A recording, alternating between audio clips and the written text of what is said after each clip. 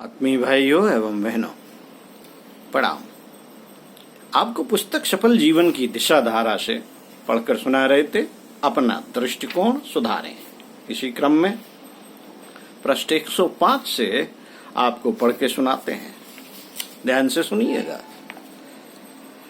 साथियों, संसार में कोई व्यक्ति ऐसा नहीं जिसे सब सुख हो, सारी परिस्थितियां मनोवांछित हो, कोई कष्ट ना हो, कभी असफलता ना मिले। जहां अनेक सुख साधन भगवान ने मनुष्य को दिए हैं, वहां कुछ थोड़े अभाव भी रखे हैं। विवेकशील व्यक्ति जीवन में उपलब्ध सुख सुविधाओं का अधिक चिंतन करते हैं और उन उपलब्धियों पर संतोष प्रकट करते हुए ईश्वर को धन्यवाद देते रहते हैं। उसके विपरीत अनेक लोग उपलब्ध अनेक सुख साधनों को तुच्छ मानते हैं और थोड़े से कष्ट हैं, और जो थोड़े से कष्ट हैं, अभाव हैं, उन्हें ही पर्वत तुल्य मानकर अपने आप को भारी विपत्तिग्रस्त अनुभव करते हैं। ऐसे लोगों की अधिकांश मानसिक शक्ति इस रोने झींकने में ही चली जाती है।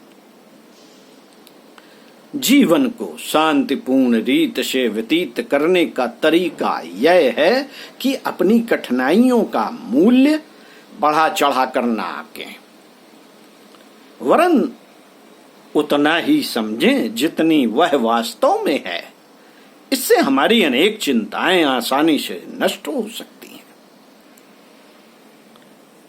साथियों, एक विद्यार्थी परीक्षा में अनुत्तीर्ण होता है। फेल होने के समाचार से उसका मानसिक संतुलन डगमगा जाता है। वह इस असफलता को वज्रपात जैसा मानता है।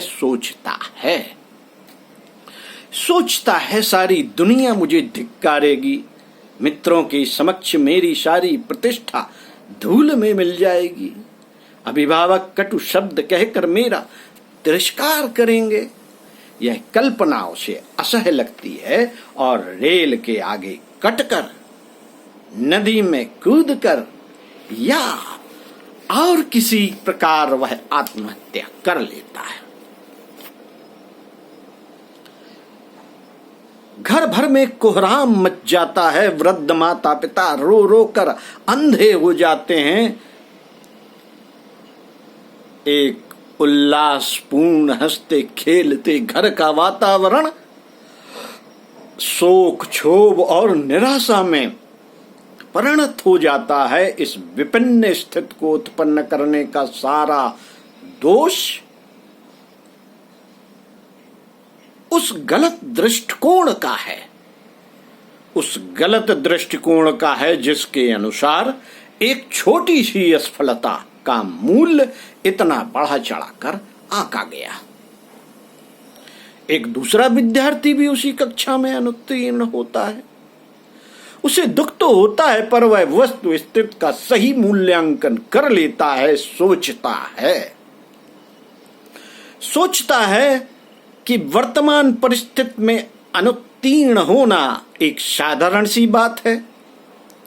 इसमें सदा विद्यार्थी ही दोषी नहीं होता, वरन प्रायः शिक्षकों की उदासीनता, बिना पढ़े हुए विषयों के पर्चे आ जाना और नंबर देने वालों की लापरवाही भी इसका कारण होती है। इस वर्ष अनुत्तीर्ण हो गए तो अगले वर्ष अधिक परिश्रम से अच्छे डिवीजन से उत्तीर्ण हो जाऊंगा आदि बातों से अपने मन को समझा लेता है और अनुत्तीर्ण होने की खिन्नता को जल्दी ही अपने मन से हटाकर आगे के कार्यक्रम में लग जाता है। साथियों, दोनों ही छात्र एक ही समय एक ही कक्षा में अनुत्तीर्ण हुए थे। एक ने आत्महत्या कर ली, दूसरे ने उसे साधारण मानकर अपने जीवनचर्या को क्रमशः जारी रखा। फिर केवल दृष्टिकोण का था, परिस्थिति का नहीं। यदि परिस्थिति का होता तो दोनों को समान दुख होना चाहिए था और दोनों को आत्महत्या करनी चाहिए थी, पर ऐसा होता नहीं है। इससे स्पष्ट है इससे स्पष्ट है कि परिस्थितियों के मूल्यांकन में गड़बड़ी होने से मानसिक संतुलन बिगड़ा और उसी से दुर्घटना घटित हुई।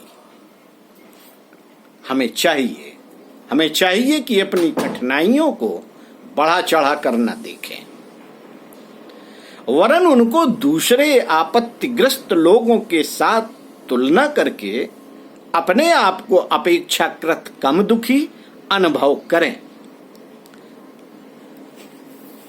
मित्रों, इसी संदर्भ में एक शायर ने कहा है, दुनिया में कितना गम है, मेरा गम कितना कम है। साथियों, तो उपर्युक्त दो उदाहरणों से एक चीज और उभर कर सामने आती है, और वह यह है कि जहां तक हो सके जीवन के प्रति अपना नजरिया का या दृष्टिकोण सकारात्मक रखें। एक गिलास में यदि आधा पानी है तो उसे आधा खाली है जैसी नकारात्मक सोच की जगह वह गिलास आधा भरा है वाला सकारात्मक दृष्टिकोण अपनाएं। ओम शांति। लेखक ब्रह्मवर्चस्व विचार क्रांति अभियान।